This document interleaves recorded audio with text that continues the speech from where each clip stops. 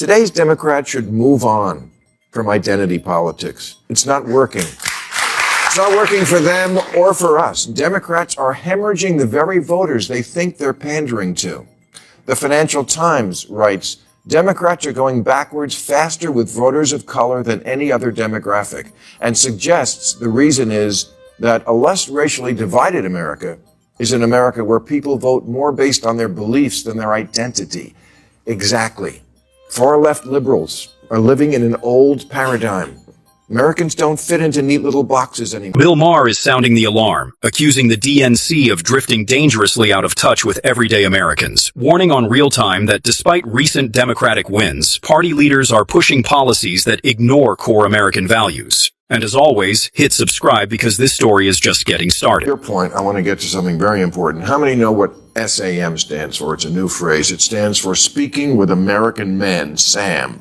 This is the new movement by the Democratic Party. They lost the men vote a lot last time. So they had a meeting up at the Ritz-Carlton in Half Moon Bay, south of San Francisco. I'm not making this up, where they served mini lobster rolls and had heirloom tomato carpaccio and seared sea bass in their conclave to decide how to win back the American man. Now, look.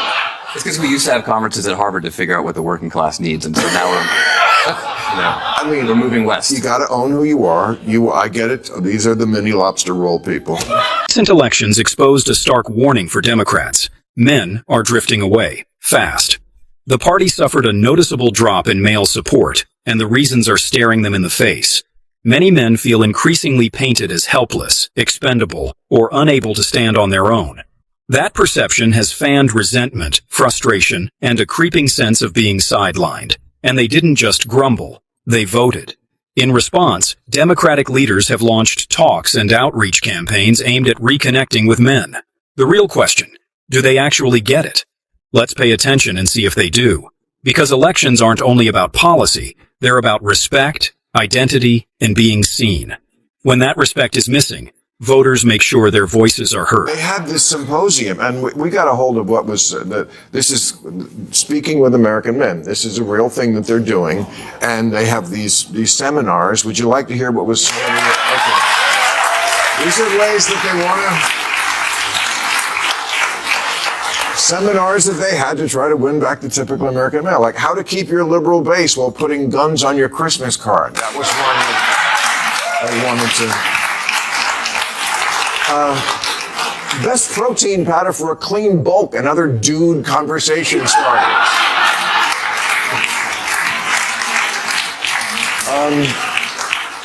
Bud Light etiquette, when to drink it, when to shoot it.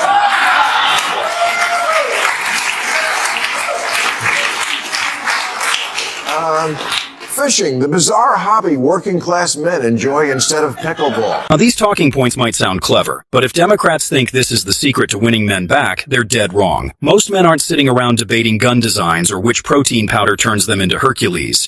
Their worries are real, immediate, and pressing. They're thinking about keeping their jobs, juggling skyrocketing bills, making mortgage payments, and keeping their families safe. They crave the respect that comes from providing, protecting, and being recognized for doing their part. What stings is being reduced to a punchline, painted as clueless, toxic, or always needing correction. That image doesn't speak to men who are grinding, responsible, and trying to do right by their loved ones. They're not begging for praise. They just don't want to be ridiculed. They want their struggles, responsibilities, and yes, their masculinity acknowledged, not apologetically tucked away in public conversation. The only scene that you're obsessed with in Titanic, hint, it has tits.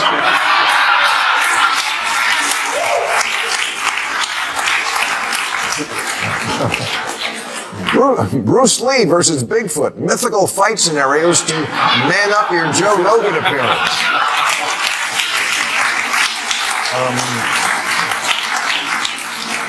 Intersectionality and the importance of shutting the fuck up about it.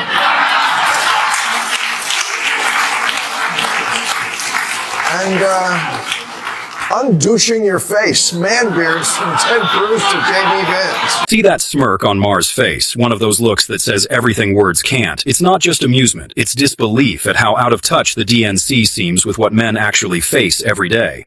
This isn't about macho posturing, growing beards, or proving toughness for show. It's about stability, purpose, feeling valued in a world where many men feel their efforts are dismissed or overlooked.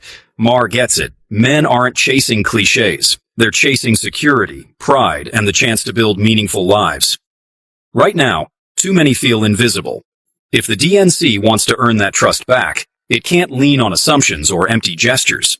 It has to recalibrate, tackle real problems, and speak in a way that actually lands.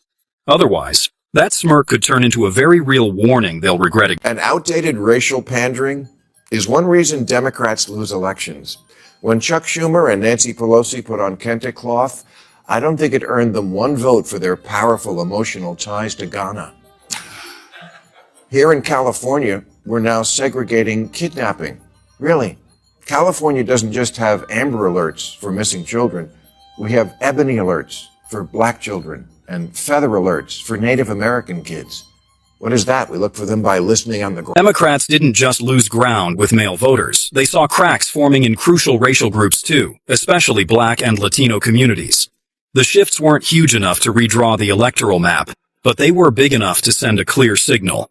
Trump and his allies were making inroads where Democrats once felt untouchable, and that set off alarm bells.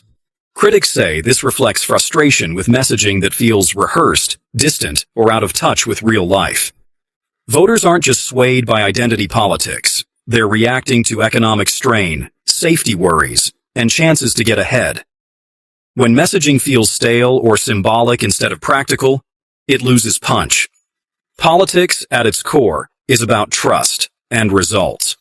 Even small cracks can hint at a deeper dissatisfaction simmering below the surface, one that can quietly explode into a much bigger problem if ignored. Look, even if you like identity politics, this kind of thing is antiquated. From 2010 to 2020, the number of people identifying as multiracial in America went up 276%. 1 in 5 newlyweds now are in an interracial marriage, and that number goes up to 100% in ads for Subaru. You couldn't do a remake of Guess Who's Coming to Dinner today because almost 100% of Americans approve of interracial marriage, especially with rich in-laws. And 95% of white women would leave their husband to marry Idris Elba. Maher argues that the DNC's reliance on racial pandering is starting to feel old and ineffective in today's political climate. Voters are growing skeptical of messaging that leans on identity alone without delivering real, tangible results. The old playbook, targeted promises, symbolic gestures, and assuming loyalty from specific groups, no longer guarantees votes. Maher notes that the electorate is changing. Communities aren't voting as monoliths like strategists once assumed. Economic pressures, cultural shifts, and personal priorities are reshaping decisions at the ballot box. People are watching outcomes, not just listening to rhetoric. Predictable demographic patterns are losing their power. For Maher, this points to a bigger transformation in American politics. Parties can't rely on inherited loyalty anymore. They have to earn trust every day with clear policies, honest communication, and results that actually resonate across diverse, evolving communities nationwide. Idris Elba, who says, as humans, we are obsessed with race, and that obsession can really hinder people's aspirations. Actress Raven-Symoné agrees. She told Oprah, I'm tired of being labeled. I'm not an African American. I'm an American.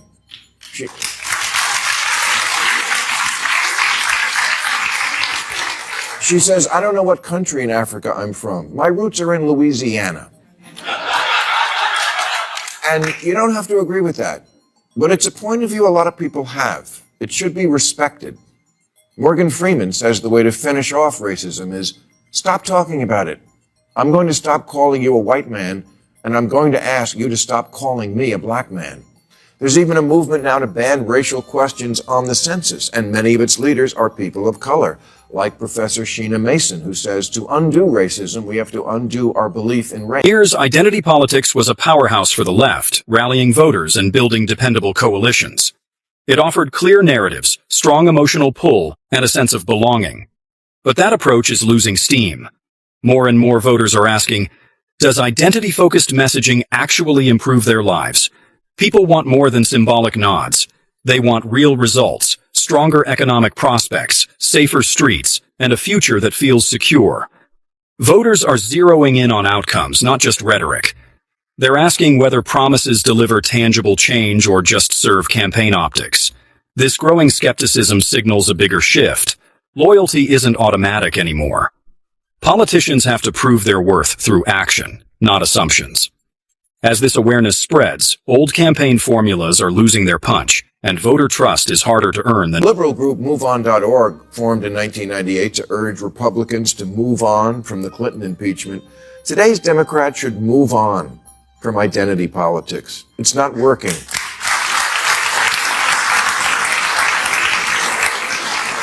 It's not working for them or for us. Democrats are hemorrhaging the very voters they think they're pandering to.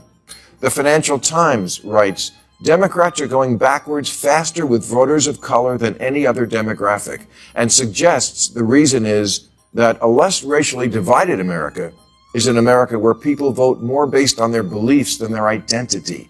Exactly. Far-left liberals are living in an old paradigm.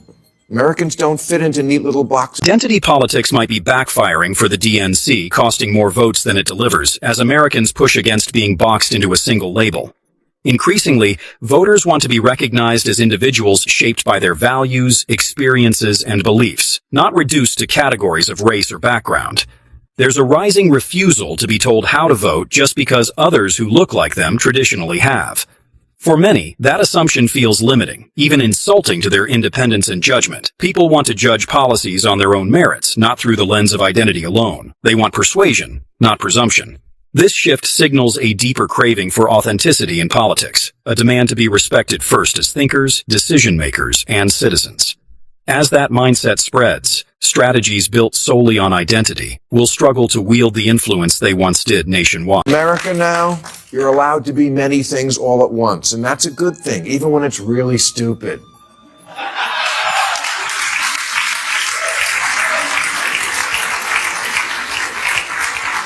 Look, we're all Jelly Roll now. We're sloppy, complicated, and contradictory. 2/3 of Republican voters support weed legalization. And 41% of Democrats own or live with someone who owns a gun. Miss Marvel is Pakistani, and the winner of the last 2 NBA dunk contests is... Maher uses these examples to show just how much America has changed. The country isn't bound by rigid lines or predetermined paths set by race or background anymore.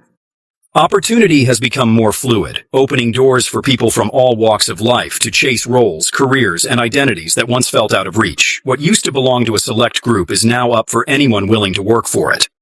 Maher sees this as deeply positive, a sign of progress, not loss. It reflects a society inching closer to its founding ideals, where people are judged by skill, character, and drive rather than assumptions about their origins.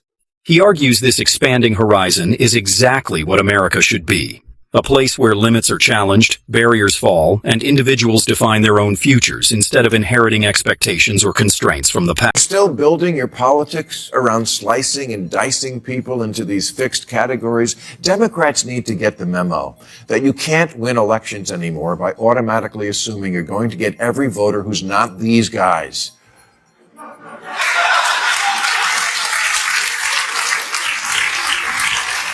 The more you obsess over identity, the more you ignore the bread and butter issues that win and lose elections. The real issue is class, not race, and the real gap is the diploma divide, and the real future of the party and maybe democracy depends on Democrats. In the end, Maher's point isn't about party loyalty. It's about facing political reality. He's sounding the alarm. The ground beneath the Democrats is shifting, and the old playbooks aren't as powerful as they once were. Voters are evolving. They're thinking for themselves. They're questioning assumptions that used to go unquestioned.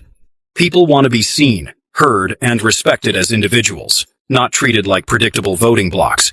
The frustration Maher spotlights isn't just political. It's cultural. It's a call for authenticity, honesty, and leadership that addresses real-world concerns. Economic security, personal dignity, and national cohesion are taking precedence over symbolic gestures. Ignore that shift and voters will respond the only way they know how, at the ballot box. Maher's warning is crystal clear. adapt, or risk irrelevance in a political landscape that no longer rewards complacency or outdated assumptions. And that wraps up today's video. If you liked it, smash that like button and subscribe for more. Thanks for watching, and I'll catch you in the next